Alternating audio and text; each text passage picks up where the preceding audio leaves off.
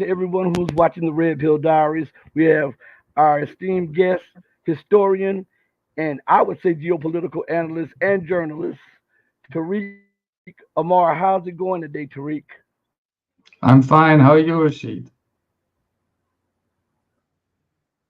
I'm doing pretty good. I just realized before we start talking, I realized that it may have been the inclement weather that we're going through where I'm at, and that's why I told you it would be better for you to go out Oh, and then come back in. So sure. it wasn't anything on your end. It's pretty much on my end.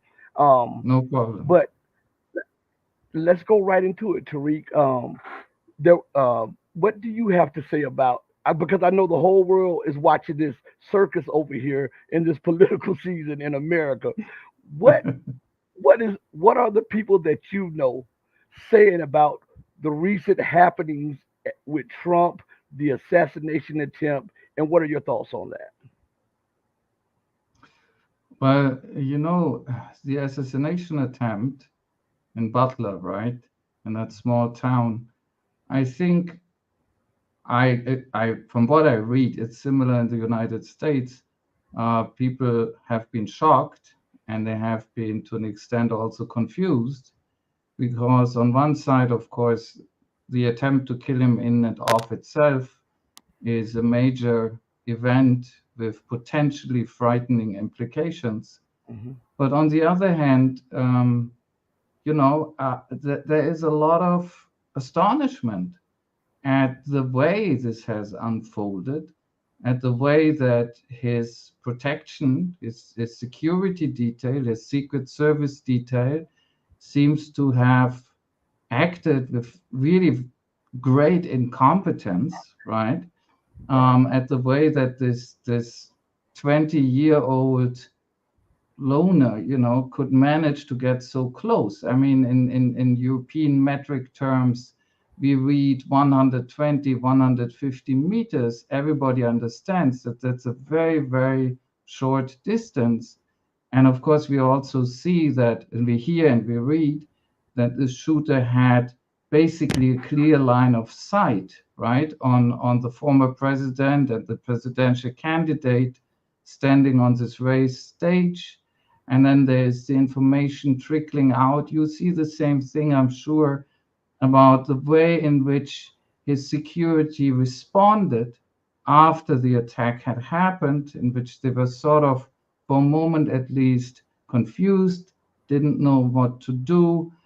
Look, I mean, my sense is that people in the whole world are going to wonder how much incompetence you can have before it looks deliberate, right? This seems to be the question here. I personally, and this is really just my personal guess because I don't have any privileged information. I personally still think it's a competence, but I can see, and this is, I think, much more important, how a lot of smart people who are not in any way more stupid or less informed than I am would tilt the other way and would say, no, this is no longer plausible. There's something more here, right? Mm, And this is an effect, I think, that I guess, obviously, I don't know everybody in the world, right? But I think this effect is very widespread now, inside and outside the United States. do you believe, and do the people that you know that you talk to believe that this is a symptom of imperial overstretch and imperial decline? You know, if you think about it, it's hard to say, and I tell you why. Because obviously there have been attempts and unfortunately also successful attempts at political assassination in the United States before. Right? Not only in the United States, right now we're talking about the United States. And so not all of them happen in circumstances that are similar to what is going on now. But let me put it like this to you. When this happened, one of my first reactions was, after I'd sort of recovered from the shock, right, with the new information, one of my first reactions was, well, I don't like Trump, but I am relieved this didn't work. And the reason why I'm relieved it didn't work, I mean, first of all, I don't like murder, but also the reason is that I had a very strong feeling that if it had, in quotation marks, worked, and if he had been killed, I think there would have been a great wave of instability in the United States, including riots, including armed riots, including vengeance attacks, including perhaps even a slide into like local secessionism up to civil war, to be honest. And if you ask me about is this somehow connected to the way that the United States, in my view, is undergoing very severe decline, in the sense that it could have triggered these horrific outcomes, I think it is connected. The United States is an unstable society, in my view, Yes, that it is. could be toppled over into something much worse by a shock like this. And that's only possible if something is deeply wrong in the first place, right? Hmm. Well, what are the Europeans? Because we know that there was a recent NATO show, NATO meeting. What? So it's good. That's why. But this little circus or whatever. What are they saying about Joe Biden's cognitive decline and being so-called the leader of the quote-unquote free world? His quick cognitive decline. Are they worried? Are they now starting to reconsider their aggressive policies towards Russia? I bet with you that they're extremely worried, but they're still trying to lie about it, Hmm. right? So the Europeans who are in the European Union and who are in NATO, right, who are basically clients of the United States very much, right? I don't like Trump and I don't like JD Vance either. But Vance has a point when he implies that the Europeans are clients, because he said that to them at one point. He said, we don't want clients, we want allies. And what he means by that is we want people who pay for themselves. So he comes from a very specific angle, but I get his point, right? But he's correct factually in that the Europeans are clients. And in fact, I would follow the former finance minister of Greece, Yanis Varoufakis, who was even more clear, and he said they are vassals. They really are vassals, right? And so they have behaved very much like the mainstream media in the United States, or like sort of the centrists in the United States, or like the Democratic Party establishment, in that I'm sure some of them have known it as well as I do and as you do for a long time, but they've all kept silent. And so we had the same effect, I think, as in the United States. It was only after this catastrophic debate, when they couldn't suppress it anymore, that they even had to acknowledge it, right? But they're still very reticent to talk about it openly, extremely reticent, maybe even more than in the United States, because they're more afraid. And concerning revising the policy toward Russia, I don't see it happening yet. The one person, well, there's more than one, but there are not many. But the one person who stands out arguing for this inside the European Union and also inside NATO in Europe is the Prime Minister of Hungary, Viktor Orban, right? Who is a friend of Trump, who's very far to the right. You see, I mean, recently I'm in this horrific situation. Like, I'm on the left, I'm basically a socialist, and I have to agree with all these right wingers about different things, at least when it comes to security. And Orban is the one major prominent European figure who has gone out of his way to say we really need to change our policy. We need to stop literally following the United States. He says the United States, in terms of the war in Ukraine, only has a policy of war, and we have copied that policy. And we finally need to develop our own policy here in Europe, which would be aimed at finding peace. But he's still an exception. He's treated as an outcast. He doesn't care. He's used to that. It's okay for him. But he's definitely not the mainstream of the Europeans, not yet. So I really don't know what will happen in Europe if Trump wins in November, as seems likely, nobody knows, but it looks like he might very well do that. And if he really goes through with his plan to force the Ukrainians, in essence, to make peace, and then he would obviously also rebuild the relationship with Russia on the side of the United States and the Europeans, who were such obedient followers of the former administration, of the Biden administration. You know what? They will be left out in the cold. And Orban seems to be the only guy in Europe who sees that coming. Mhm. Well, I I don't put much stock in any president changing U.S. policy. I think it's a continuation policy because if you look at what Trump did in his term, he was the one Yes. who sent the arms. Obama started it. Trump doubled down and sent the arms to Ukraine and funded the training for these same mercenaries.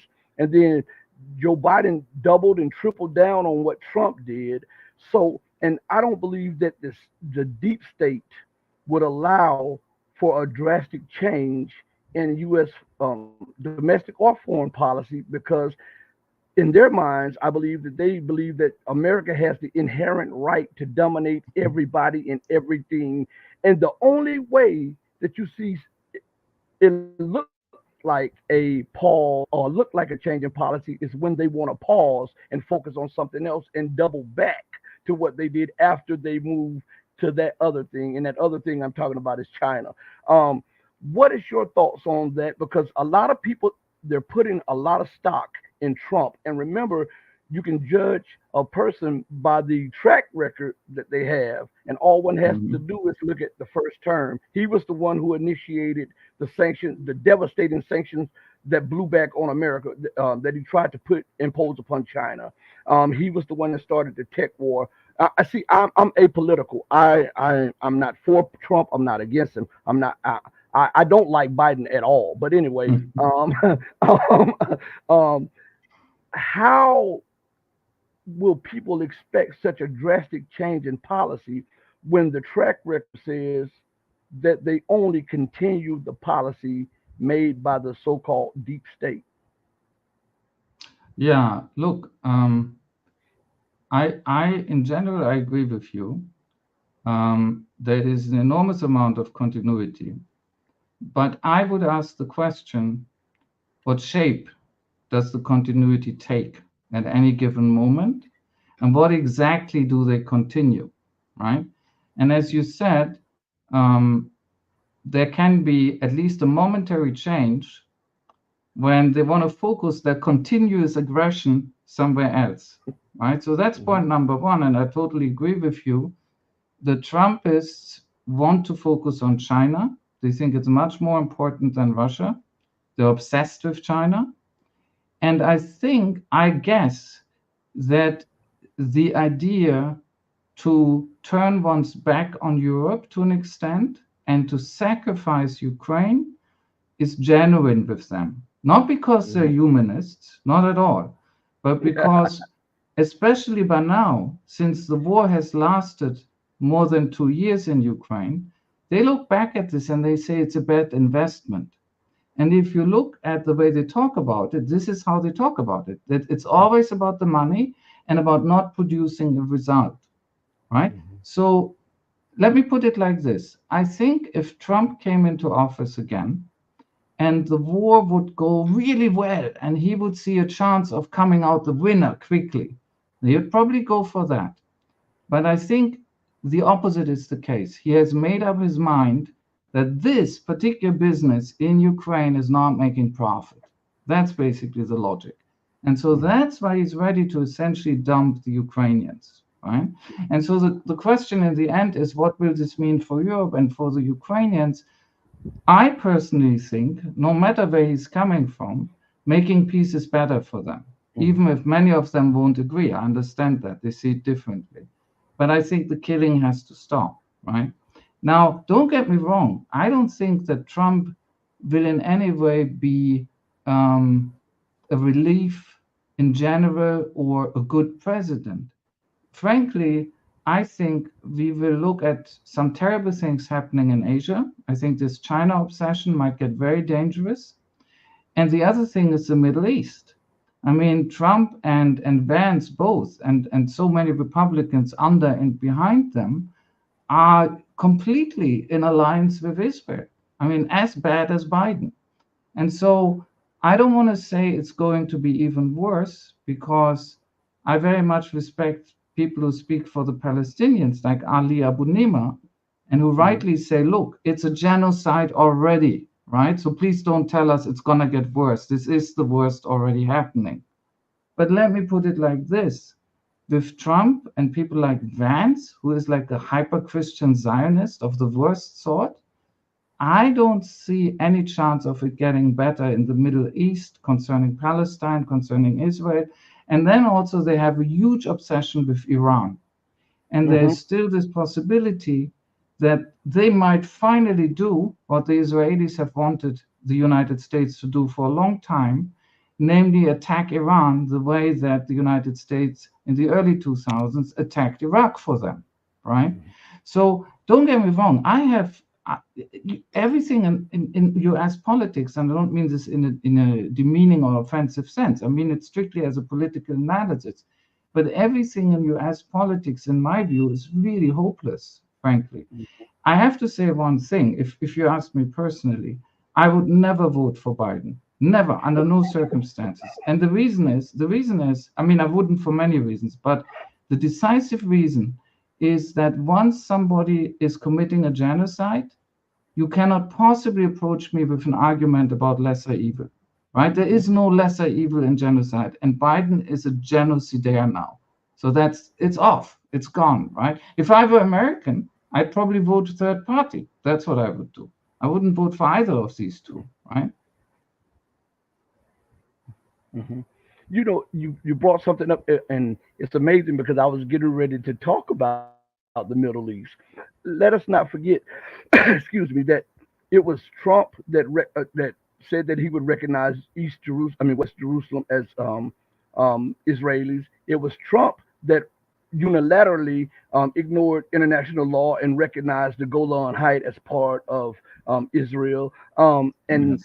it was Trump that bombed Syria on false chemical weapons charge, just like Obama did. And they do have this obsession with Iran. And what I'm saying is, Israel is literally financially bankrupt. It is in a political tailspin right now. They're losing on the battlefield against Hamas.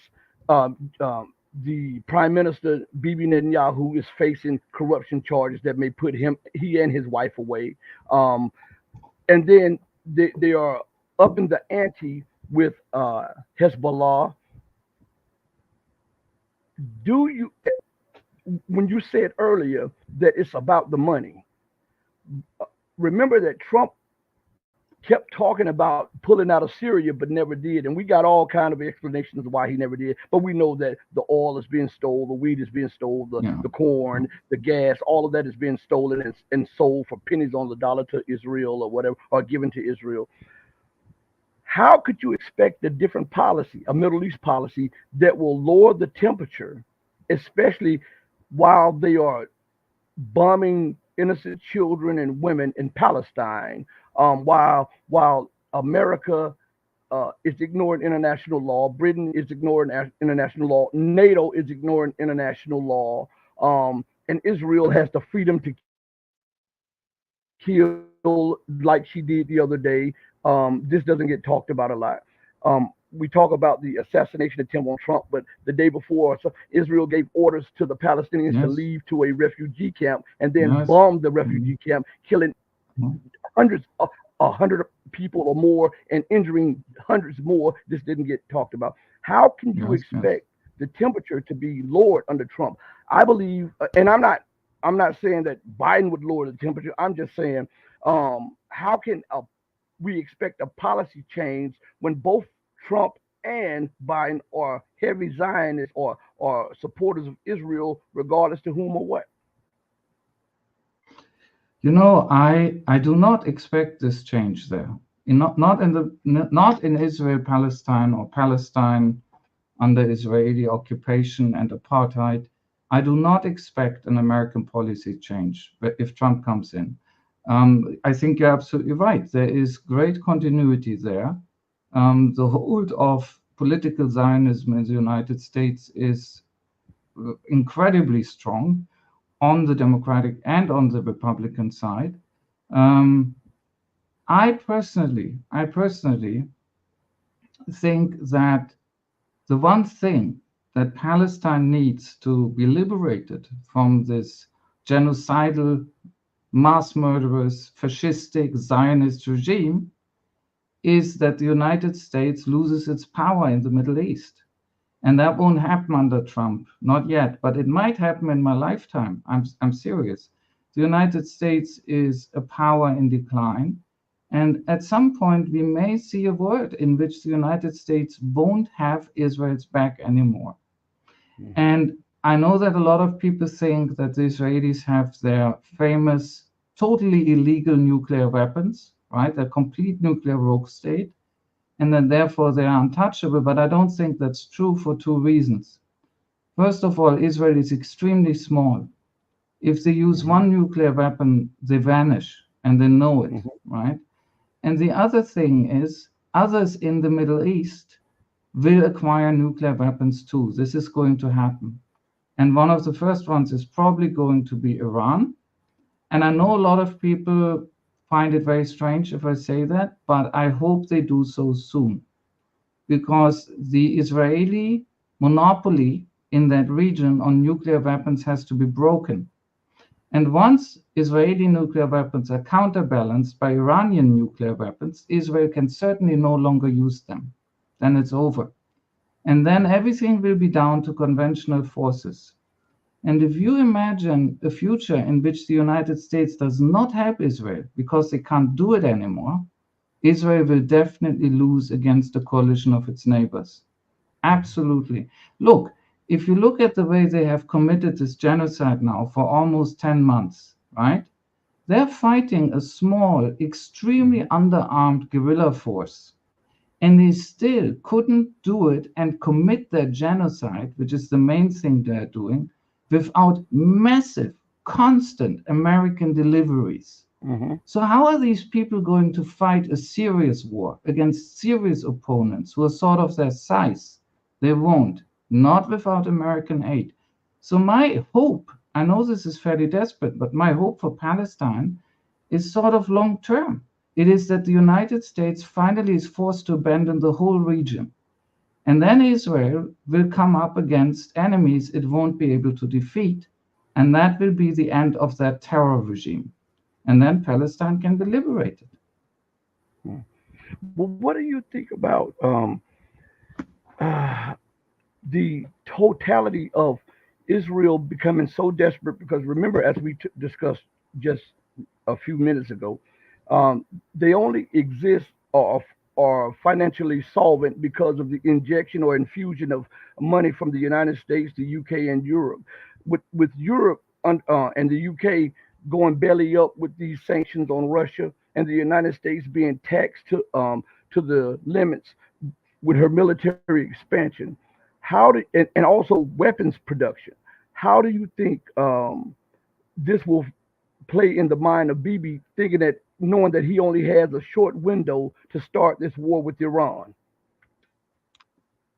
I think I do not understand how any Israeli leadership thinks that what they're doing now has a future. So I can't explain that. But they are so deep into their own crimes. And let's not forget, these crimes started in 1947-48 at the very latest, right? 48 was the first massive wave of ethnic cleansing, how they really created this state. And then they went on from there. And now they're adding this massive genocide, right?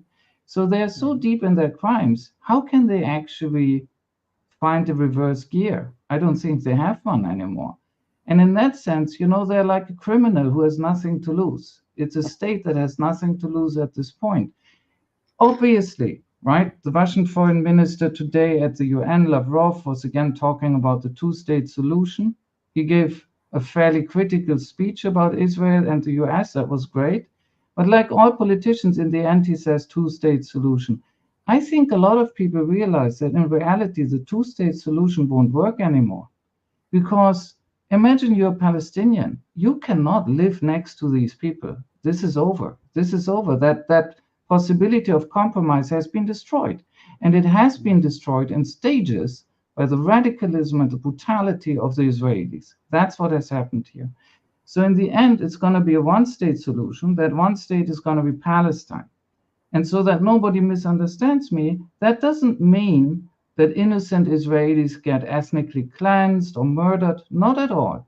Innocent Israelis in that future, in my view, ideally, innocent ones, should be given a chance and they should be told, look, if you want to stay here and obey the new laws and be a normal citizen without privileges, there's a place for you.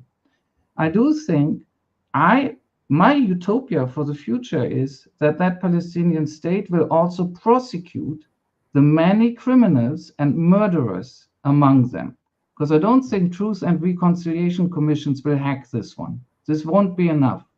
Such terrible crimes have been committed so systematically and for such a long time, there has to be real justice. And once again, I'm not talking about brutal revenge, I'm not talking about massacres, I'm talking about trials and justice, as criminals should get, right? So this may all sound very unlikely, but I think this is where this is going. What are the Israelis thinking? I think in their fanaticism and their supremacism and their arrogance, they think that they can shut all of this down by violence. For instance, there is probably an idea in that society, I know there is an idea in that society, they're very clear about it, that they can expel everybody, total ethnic cleansing, right? Get everybody out of Gaza, get everybody out of the West Bank. Now, first of all, that is, of course, another enormous crime of which they're working constantly, gradually. But first of all, it's not working, even on its own terms. They have devastated Gaza. They have committed a horrific massacre, but they have not managed to get the Palestinians out. Most of them are still there, and they will still be there when this is over. Similar for the West Bank. But now there's a hypothetical. Let's assume they could actually murder 10% and the other 90% they just push out beyond the borders. That doesn't mean anything is over. There are millions of Palestinians in refugee camps already outside the borders of Israel. And whoever they add to those who they will expel, ethnically cleanse entirely from their country, will also remember, and their families will remember, and their descendants will remember. This will never be over. You know, there is this theory that an Israeli nationalist, a Zionist, developed. You have probably heard about it in the early 20th century. And the name of the theory is the Iron Wall. And the idea was, we erect this iron wall, metaphorically speaking, and what this really meant is we are going to brutalize the Palestinians so often that in the end they will give up and submit. That's the theory of the iron wall. And what they don't understand is that if you brutalize people again and again and again, they don't give up. They only get angrier with you, and they only remember more. So this will not end the Israeli way. The question is how exactly it ends, but they're not going to get away with this. Not in the sort of medium to long term. Why they can't see this? I mean, look, why did the Nazis not see? If you attack the Soviet Union, you're gonna die. It's over, they're too big for you. No, this is what ideology does with people, right? It makes them blind. It makes them try the impossible, because they are in this sort of fanatical belief that they are better than everybody else and they can bend reality. But they won't be able to do that. Do you believe, and this is a quick question, do you believe that there will be a regional conflagration in the MENA region, the Middle East and North African region, because of the desperation of Israel? In the future, I don't think what we're seeing now is the last conflagration. There is one now. We don't know if they will escalate this into war in Lebanon, right? That would be the next one. And if they escalate it into war against Hezbollah in Lebanon, it might very well bring in Syria. If it brings in Syria, the Russians will be in a very complicated situation. They don't want to be in this, but if this actually somehow gets officially into Syria. I mean, the Israelis assassinate people in Syria, right? Damascus consulate and so on. But what I'm now talking about is large-scale warfare. If large-scale warfare goes into Syria, then, even Russia can be involved in some way, although they really don't like to do that. So we don't know where this one is yet going. But even if this one at some point becomes or dies down again after they've committed all these horrible crimes and this genocide, it's never going to be over, because the Palestinians won't give up. The neighbors of Israel, who have been brutalized systematically for decades by Israel, won't give up. It will not end. Iran won't give up, right? Israel is basically built on the assumption that sooner or later you can achieve everything by violence against everyone around you. You can bully everybody, and they will never get back at you. Well, they will. At some point, they will. That's the mind of the United States globally. I can bully and tell everybody what to do, and no consequences come back to me. And if it's fallout, it's your fault. It's never my fault. But when now speaking on Turkey, because this has and I'm going to tread lightly here, but this is something that has been on my mind for a long time. I don't understand why Turkey remains in NATO when it is a second-class NATO ally. How in the world can America justify sanctioning Turkey and not allowing it to acquire F-35s and then gives Israel F-35s, and it's not a member of NATO, and sanction Turkey over certain things, but ignores all of the policies of Israel, and Turkey being the most powerful military in NATO, inside Europe, it is the only NATO nation that was not supplied advanced air defense systems from NATO nations, and it is also the only Muslim nation in NATO. So I don't understand why would it stay in NATO, specifically seeing that the United States is using those destabilizing elements in the region to really balkanize and weaken in Turkey, for the sake of Europe. Well, look, I don't know the answer to that. I'm not privileged in terms of information, right? I'm like everybody else. I read things here and there. I think fundamentally the reason why this relationship continues with NATO, right, and in NATO, is that it still benefits the state. It still is useful. They get something out of it too. But it's a complicated balancing act. And there, as you point out, there's a lot of frustration. And it didn't only start with the F-35. It started in many ways with Cyprus. There are other issues. It has to do with the relationship to Greece, claims in the Mediterranean islands, and so on. So it's pretty complex.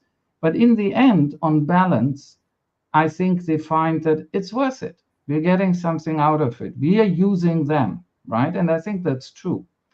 But the other thing is, what's really interesting about the way policy here is developing is that at the same time, they are now reaching out to these new associations, right? For instance, Erdogan was at Astana in Kazakhstan for the recent Shanghai Cooperation Organization meeting, which was a very important, big meeting, totally underreported in the Western media, but incredibly important, actually. And as far as the current state of affairs is that Turkey is actually talking about joining the Shanghai Cooperation Organization, right? And this is complex because this is the Russian position, come back and say, yeah, but you're also in NATO, and this is difficult for us, right? So how this will end, we don't know. There's also interest in BRICS on the side of Turkey. So right now, they're looking at these different organizations, multilateral organizations, while also trying to preserve, it seems, what they get in a very hard-headed way out of being a NATO member, right? Where this will go in the future, I don't know. But if you look, for instance, again at what Erdogan was saying in Washington when he was there for the NATO meeting that we also talked about at the beginning, he formulated extremely sharp criticism. I actually wrote a text about it. It's not out yet. But he formulated 3, 4, 5 points of criticism, and they were very, very direct. And they were addressed to the West in general. They were addressed very specifically to the United States.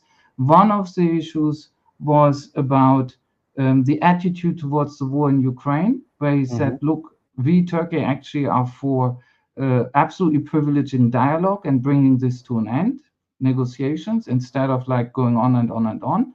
The other major point, I would say there were several, but the other major point was a very, very clearly formulated dissent with policy on Israel and Palestine. Now, where does all of this lead in the near future or the far future? I don't know.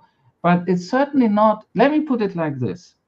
It's very, very clear that the relationship to NATO on the Turkish side is not simple. It's not like, hey, you do what you want, we follow you. Absolutely not. It's much more give and take. And in some areas, it's an extremely tense relationship, right? So where it will go, I don't know. But it's true. It's complicated.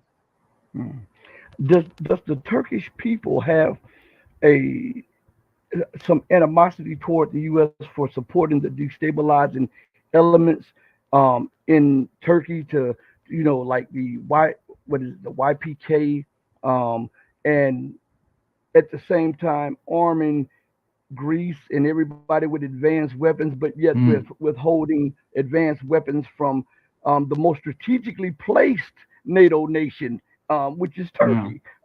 Do the people feel like second class citizens of NATO? Look, I have to say one thing, right, before I make more comments, because I should say that despite my name, I'm not Turkish. My I father was a Tunisian.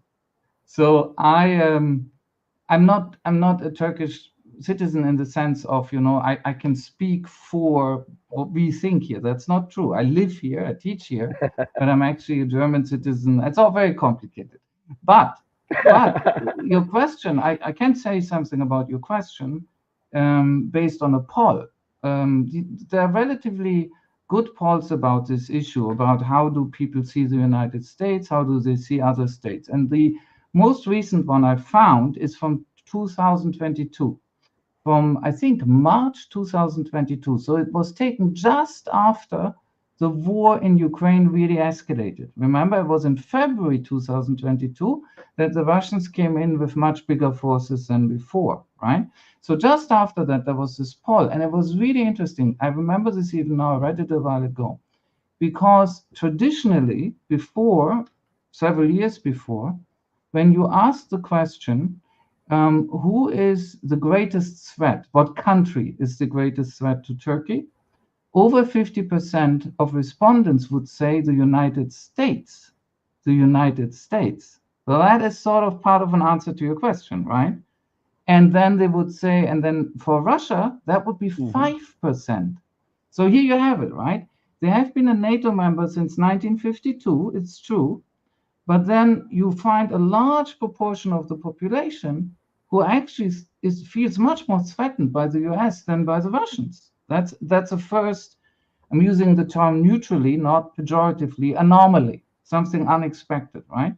So, and then they asked the same question 1 month after this large-scale Russian attack in Ukraine. So you would think this changes everything, right? Suddenly people think much more about Russia, right?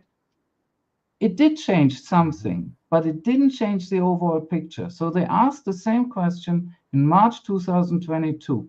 Who or what country is the greatest threat, in your opinion, to Turkey? And the result was again like 50% said the US and 19% said Russia. So still much less, right?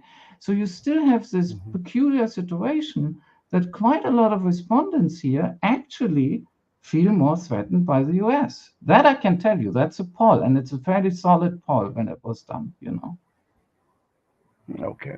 So uh, now we were just talking about BRICS meetings, also the Shanghai Cooperation Organization meetings.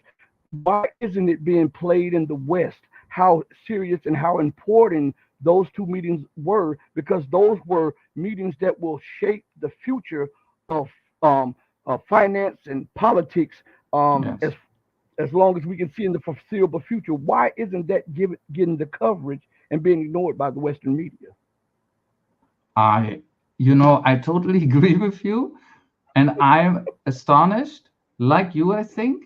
And I can't tell you because it should be, right? Because you're right.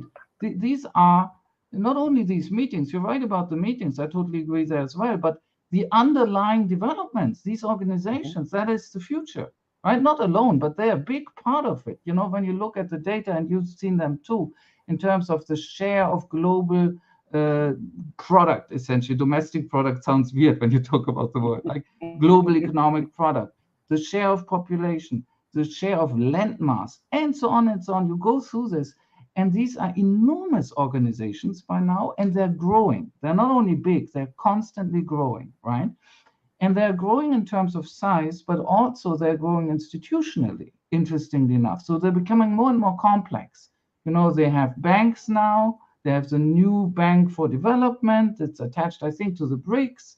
Mhm. They are thinking, they're not just thinking, they're actually building new financial platforms, new elements, new sort of, it's not necessarily currency. They're not that stupid. They won't make the mistake that the Europeans did, who introduced the euro without having a common financial policy, which is a catastrophe.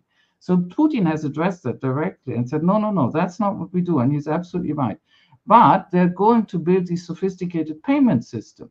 One term the Russians use for this, they use actually an English word, is the BRICS bridge system. And they're thinking that they're going to introduce that maybe next year, maybe the year afterward, but it's coming soon. They are shifting, meanwhile, their payments amongst each other in trade volumes, right? Say trade between China and Russia, 240 billions right now in dollar equivalent, but 92% of that trade is now in yuan and in ruble. They just don't use the dollar anymore, Mhm. right? So there are all these different ways in which they're building this alternative sort of universe, this alternative world with different rules, with different ideas, with, as they argue, much more respect for sovereignty and equality between nations, and so on and so on. These are enormously important developments. This is the world of the near future emerging very clearly. And why are we not paying attention? I have two guesses, but it's only guesses. One is a lot of people who work in the mainstream media now in the West are, as you know, extremely conformist. This must have to do with the way they make their careers, with the way they're raised, the way they're trained. They just follow the political lines of the governments, and the governments don't want to acknowledge these processes, right? And the other reason, I think, has to do with complexity and new information. Because look, you are reading up on this stuff, I'm reading up on this stuff. But if you're reading up on it, as you are, obviously, you know that to do so, you constantly have to learn new things because it's new institutions. It's not all just NATO, NATO, NATO, EU, EU, EU, G7, G7, G7, right? That's a simpler word. You look at those three and that's it, right? Now you have to learn about all of these new things. You have to pay attention, like very concretely, to something that happens in the capital of Kazakhstan. Nothing wrong with the capital of Kazakhstan, not for me, but I can guarantee you there are a lot of, I'm sorry, mental provincials who say, I'm sorry, in New York or Washington, and they can't really grasp that something really important is in a place that they didn't hear about when they were younger. You know, they have to learn. You have to learn. Everything changes because it's changing Mhm. fast. You have to learn fast. And so my second point is I think they're lazy, right? I think it's politics and laziness, frankly.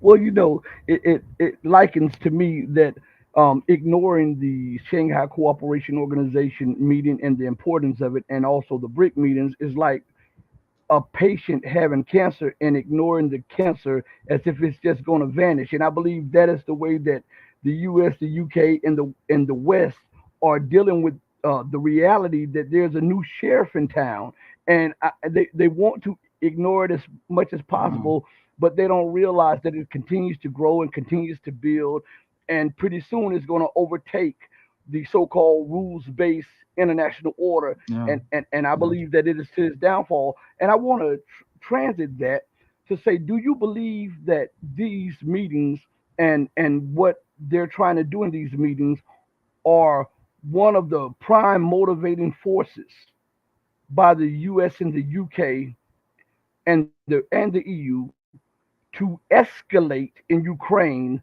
to try to beat down Russia militarily, to position. Now they're attacking China economically by banning it from the 5G network, and they're trying to impose sanctions on it.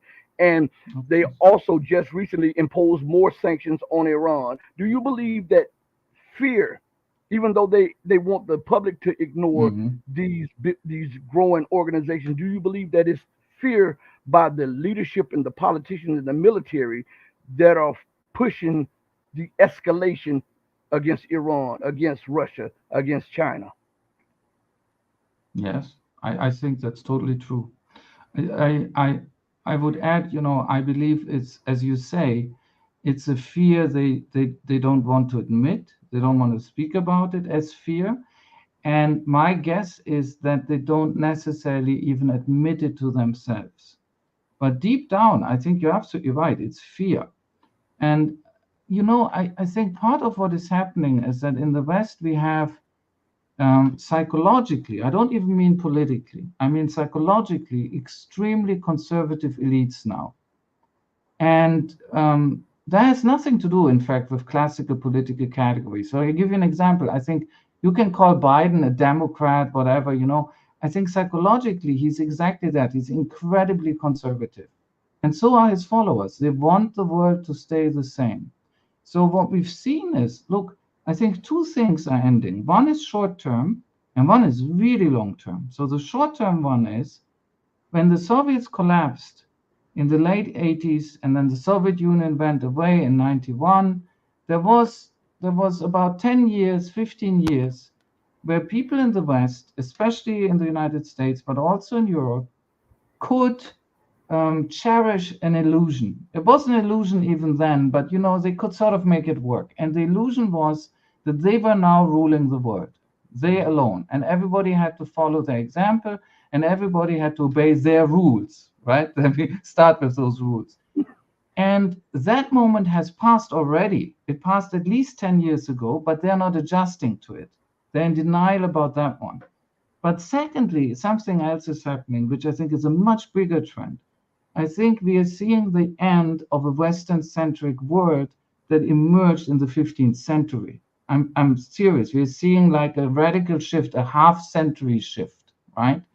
And you could say that the end of that world of the West, Europe at first, and then the United States with Europe and even above Europe, ruling the globe, exploiting the globe, mistreating the globe, right? That world sort of peaked in the late 19th century before World War One. And then they started slaughtering each other in World War One and destroyed part of it.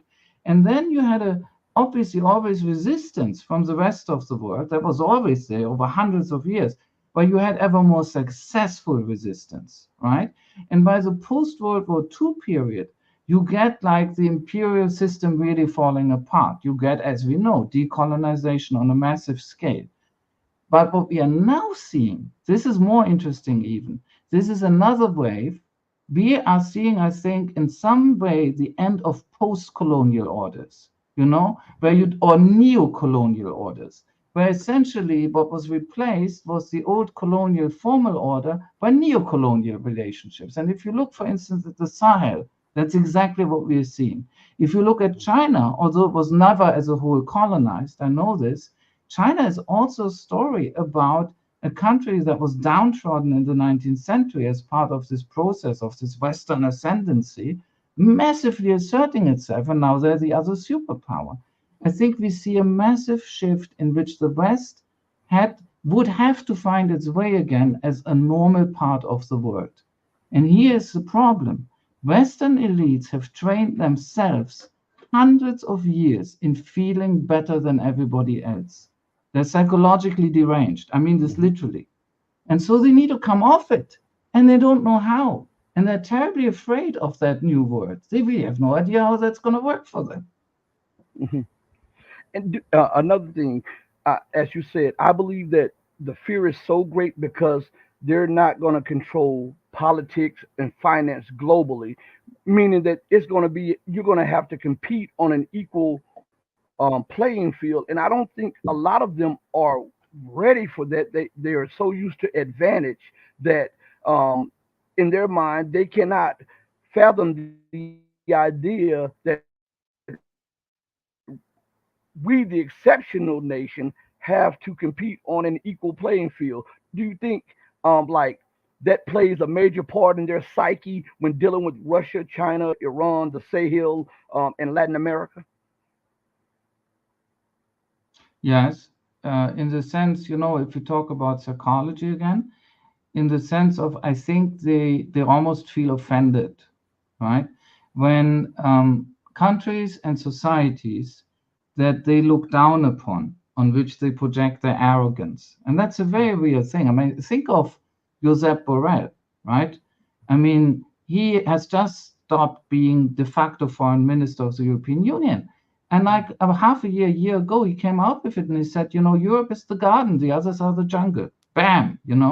So this arrogance is very, very real, and he just let it slip. They're all like this, or most of them are still like it. It sits in their bones, right? Mhm. So when countries on which they look down assert themselves and resist successfully, I think for them it's actually offensive. They feel hurt by it, right? Psychologically, they're basically narcissists, they're political narcissists, right? And they can't really yet deal with this. I think it will be very, very difficult, not only for the United States, but also for Europe to finally return to normality. They are so used to being privileged. As you said, they're used to having advantages. They're used to being treated as somehow entitled to make the rules, to set the tone, and even to rule, right? And look, here, I'll give you another example. When Karim Khan, the very problematic prosecutor of the International Criminal Court, right? Very difficult figure, not a fan. But when he finally issued arrest warrants, only two, far too few, against two Israeli genocide leaders, against Yoav Gallant, the Minister of Defense, and of course against Netanyahu, the Prime Minister, then he came out and he said that somebody, he never revealed the name, somebody from the Western elite had told him privately, listen, we built your court to deal with Africans. This is not supposed to be for us, like directly, they told him, right? And he Mhm. felt a hero because for once he had gone against them. I don't think he's a hero because he's doing far too little, far too late. That's a different issue. But I believe him that somebody actually said that to him because that's what they really still think. They are special. The rules don't apply to them. The rules are for others. They have to be privileged. And again, they will have an extremely hard time to coming back to normality. Now, when you think about the different countries that sort of do that to them, they're also very different, right? Don't romanticize Russia. I have a lot of sympathy for the Russians, right? I'm an expert on Russia, among other things. But Russia was also an empire, under the Tsars. If the Chinese look back into their history and ask themselves, well, who oppressed us in the 19th century? Well, the Russians were there as well, actually, right? But the Russians and the Chinese have chosen not to do this very wisely right now because they really need each other and they understand alliance, which this is de facto. So Russia is an ambiguous case. But what's interesting about Russia is that the West has also never accepted them, right? So Mhm. in that sense, they share a position with, say, the global South and similar powers. The West has never really accepted them. And the West has made this very, very clear again since the Ukraine crisis. It's not only that the West and Russia have been on opposite sides, that happens. It's been the way in which the West has done this, the way they've talked about them, the way they've used all these racist stereotypes, the way they've offensively underestimated them. Like, we can do this and this, and the Russians will collapse. It's one way of insulting somebody, right? You're so weak, you're so stupid, this is how we deal with you. None of this has worked. But the Russians have registered this all very, very well. And the Russians are also not they are not a part of the West. They're a very complicated case. They're somewhere in between. But right now, this is the most important part of their identity. You know, it even resonates. What you said resonates even deeper, because when you listen to the rhetoric that comes out of U.S. politicians, America must lead the world. America has to lead. America. This is their mantra constantly, as if nobody has the qualifications to lead, or nobody can be chosen over America to lead the world. And I know the time is short. We have about 4 or 5 minutes. I want to play what you were just saying. So it's about a 47-second clip. And this is Mr. Joseph Burrell, exactly, word for word, of what he was saying. Yes, Europe is a garden. We have built a garden. Everything works. It's the best combination of political freedom, economic prosperity, and social cohesion that the humankind has been able to build. The three things together. And here Bruges is maybe the good representation of beautiful things, intellectual life, well-being. The rest of the world, and you know very well, Federica, is not exactly a garden. The rest of the world, most of the rest of the world is a jungle. And the jungle could invade the garden. And the gardeners should take care of it. How could you even have that mindset when Europe colonized the entire world? I know. I mean, how? I know they've brutalized the world, I mean, and again, it speaks to what you've just said. You find this with the Europeans, you find it with the Americans. This idea that they are particularly capable of ruling the world, ordering the world, and others are not. There are two things really wrong with this. First of all, why do you think everybody else is worse than you? And second, what is your track record? I mean, come on, look at this world run by the Europeans and the Americans. How can they be proud of this? This is a basket case of a planet. I'm serious, right? So the whole thinking is so shot through with arrogance that they have lost contact with reality. Mhm. Well, we'll leave it right there, because I know you're busy, and I want to thank you for giving me your time. I will send you the link to the show in Yes, about please. 5 minutes. I'll do that in about 5 minutes. Tariq, thank you so much for blessing us with your Thank presence. you. Thank you, Rashid. Always a pleasure. All right, be blessed and be safe. You too. Bye bye. All right, bye bye. Everybody, we just had Tariq on. He blessed us with a wealth of information. I mean, the guy is awesome. Every and we'll have him back on. We're gonna have a slew of guests coming on the show. You guys, please like, subscribe, and share. You gotta pass the word, because you know how they're doing me, the censors, and how they're not sending out notifications, and are suppressing my numbers or whatever like that. Don't look at the numbers. We know that we're making a difference. Whenever I came out with the acronym MENA, and I was listening to a show, and I'll make this brief. I was listening to a show last night. I forget the name of it. I don't want to Syriana or something like that. And when the guy said the Middle East and North African region, or the MENA region, it just blew my mind, because that was an acronym that I came up with roughly at the beginning of the 2000s, and I've been saying it constantly over and over. So I know that we're making a difference. I know that we're making a difference, and I know that people are listening and looking. And even though um, we're being suppressed, you cannot keep down what God has ordained. I want to thank each and every one of you for joining me. Remember, channel members will have a show this week. Remember, patrons will have something out this week. I want to thank each and every one of you for joining me, for giving me your time, because that is the most precious and most valuable commodity, and it is an unrenewable resources. So I hope that by spending your time with me in this last hour, you have received an equal or greater return. I want to thank you from the depth of my soul to the bottom of my heart for giving me your time. On that note, I'll go out the same way that I always come in, with love in my heart for each and every one of you who loves truth. Know that I love you, but know that the love that I have for you will always pale in comparison to the love that God has for you. Until we next speak again, stay strong, stay true, but above all things, stay righteous. Hey, mama, your baby boy loves you more than life. Deuces, everybody. Thank you all. We're out of here. Peace.